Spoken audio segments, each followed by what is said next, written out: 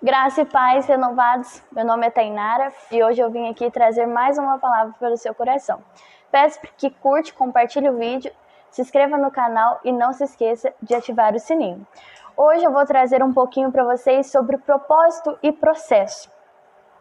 Todo propósito tem o seu processo. O processo faz parte do propósito, o processo te prepara para um propósito. O processo sempre irá te preparar para viver um propósito. Um vaso só pode ser usado depois de um processo de construção e preparo nas mãos de um habilidoso oleiro. E para um vaso ser usado com qualidade, ele passa por um longo processo de modelagem, por muitas voltas e desmanches e por uma fornalha. Mas, no fim de tudo, o vaso está perfeitamente apto para exercer sua função. Pare de ver seus processos como tribulações e comece a ver como preparações para viver o propósito de Deus para a sua vida. Muitas das vezes a gente pede para o Senhor nos usar, ser ferramenta dele, e para ele nos usar a gente precisa passar por um processo, né? E como ajudar uma pessoa em uma dor sendo que você nunca passou por ela? Difícil, né? Nós somos ferramentas do Senhor. Muitas das vezes Deus nos permite passar por certos processos porque Ele tem algo a tratar com você e com o próximo. E nesse processo você vai ter um lindo testemunho. Deus te permite passar para que lá na frente você possa ajudar pessoas. Então, às vezes não é mais sobre só você, é sobre outras pessoas também. Deus não desperdiça nada. A ferida que foi aberta em você, quando curada, se torna sua maior ferramenta para abençoar pessoas. Aquilo que te paralisa hoje, quando superado, se torna seu grande ministério amanhã. Deus vai transformar os teus piores dias em teus melhores testemunhos. Quando Deus revela o propósito dele para nós, ele nos leva a um processo de transformação. Nessa jornada, Deus usa nossos dons, talentos, habilidades e nos leva a experiências incríveis. Tudo parte de um chamado específico que Ele tem para cada um de nós. Mas Ele também usa nossas dores. Deus é perito em usar nossas feridas para o propósito dele. Deus usa sua dor para ensinar você. Deus usa sua dor para fortalecer você. Deus usa sua dor para curar através de você. Deus não desperdiça sua dor. Ele a usa para propósitos maiores. Ele também usa nossas lágrimas. Em frente à viúva em Naim, que chorava a perda do filho, Jesus disse: "Não chores." Depois, em frente ao túmulo de Lázaro, ele chorou. Existem momentos que você irá consolar, mas não será consolado. Existem lágrimas que você vai enxugar, mas as suas vão ser ignoradas. Deus vai usar sua dor para sarar a dor de alguém. No lugar em que você foi ferido, Ele te usará para decretar a cura de outros. O milagre que precisamos pode estar sendo gerado na vida de alguém. Você já pensou nisso? Deus também não desperdiça nossas cicatrizes. Se você mostrar suas feridas, você vai machucar alguém. Mas se você mostrar suas cicatrizes, você vai curar. Jesus mostrou cicatrizes, não feridas, pois as cicatrizes provaram que ele venceu a dor da cruz e estava curado. Acredite, as suas cicatrizes sempre vão falar mais alto. Jesus, na sua pregação aos discípulos, após a crucificação, não falou sobre os milagres, não exaltou o fato de ter andado sobre as águas, ou ter feito o vento e o mar lhe obedecerem. Ele mostrou as suas cicatrizes, porque elas deram testemunhos da sua vitória. Deus sabe o que é melhor para você. Alguns lugares serão necessários você passar, mesmo que você não queira. Existem coisas que você vai ter que fazer não porque você quer, mas porque você precisa fazer. Moirá nunca foi o plano de Abraão, mas precisou passar por lá. Não é sobre o seu desejo, é sobre um propósito. A vontade de Deus é soberana. Os processos vão te colocar em lugares de total desconforto. Se tem um lugar que você não quer ir, a última cidade que você foi ferido e tenta evitar, se prepare. No tempo dos processos e do treinamento, são esses lugares que Deus vai fazer você frequentar. Entenda, Deus não quer te dar o que você gosta, Deus quer te dar o que te faz crescer. Ele está mais preocupado com sua maturidade do que com o seu conforto. Você não floresce em um lugar que te favorece, você floresce no lugar que Deus quer que você esteja. A vontade de Deus é perfeita. Aos meus olhos, minha vontade pode até ser boa. Na minha ótica, a minha vontade pode até ser agradável. Mas uma coisa ela nunca será: perfeita. Em Romanos 12:2, vamos abrir em Romanos 12:2, vai dizer assim: E não vos conformeis com este século, mas transformai-vos pela renovação da vossa mente, para que experimenteis qual seja a boa, agradável e perfeita vontade de Deus. Por que a vontade de Deus é perfeita?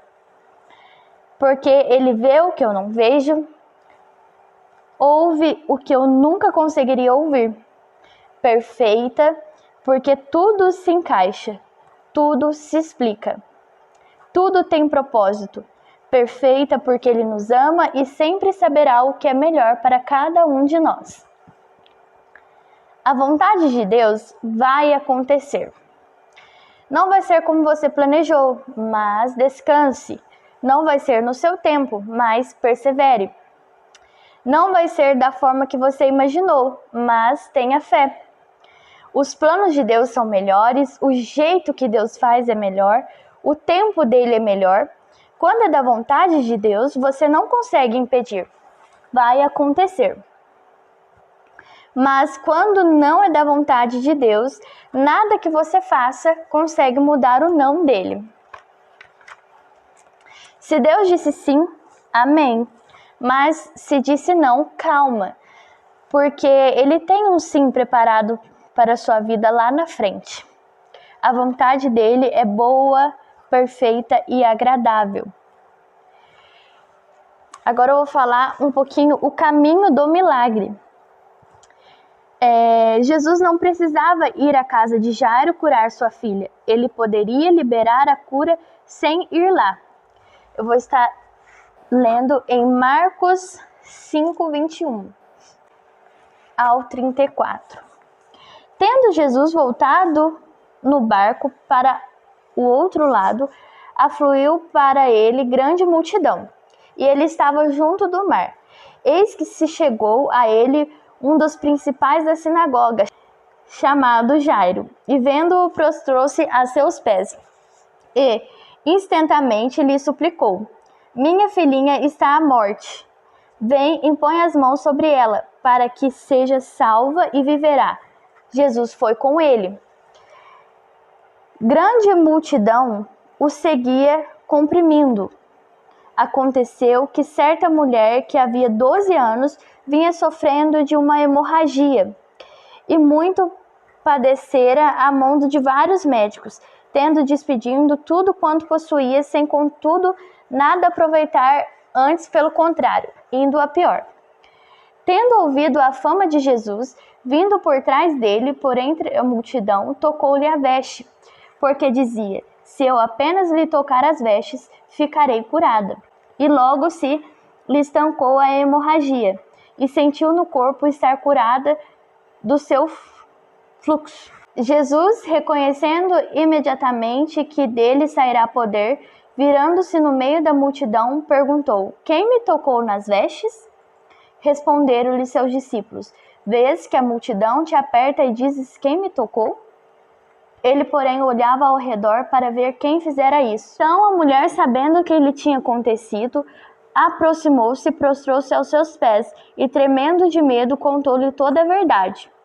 Então ele lhe disse: Filha, a sua fé a curou. Vá em paz e fique livre do seu sofrimento. Jesus não precisava ir à casa de Jairo curar sua filha. Ele poderia liberar a cura sem ir lá. Então, por que ele foi? É que no caminho, uma mulher seria curada de um fluxo de sangue. No processo do seu milagre está incluso o milagre de outras pessoas. Deus não vai fazer só em você, mas também na vida de quem te cerca.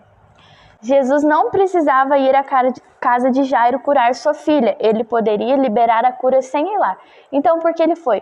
Porque no caminho uma mulher seria curada de um fluxo de sangue. No propósito tem um processo. Se ele não fosse à casa de Jairo, ele não passaria por ali para a mulher do fluxo de sangue ser curada. Todo propósito há um processo. Deus trabalha do jeito dele. Deus não segue a nossa agenda, ele faz segundo o querer dele. Deus age quando julgar que deve agir. Ele faz quando deve fazer. Deus não age segundo a sua necessidade, mas sim segundo o propósito dele para a sua vida. Ainda que Deus não responda, existe um porquê. Mesmo que pareça perdido, creia que a vontade dele é boa, perfeita e agradável. Em Isaías 55:9 vai dizer assim: como os céus são mais altos do que a terra, também os meus caminhos e os meus pensamentos mais altos do que os seus pensamentos. Em João 13:7 vai dizer assim: o que eu faço hoje você não entende, mas amanhã entenderá. O que eu tenho para falar para a sua vida? Se você estiver passando por um processo, conversa com Deus, pergunta a Ele o que Ele quer tratar com você no processo, o que Ele quer falar com você, o que Ele quer te mostrar, aonde Ele quer te usar. Não desista, se você estiver passando por um processo, pega firme com o Senhor, não desista, porque lá na frente tem um lindo propósito, porque não há um propósito sem um processo. Amém? Eu espero que essa palavra fique no seu coração e Deus abençoe sua vida. Até o próximo vídeo.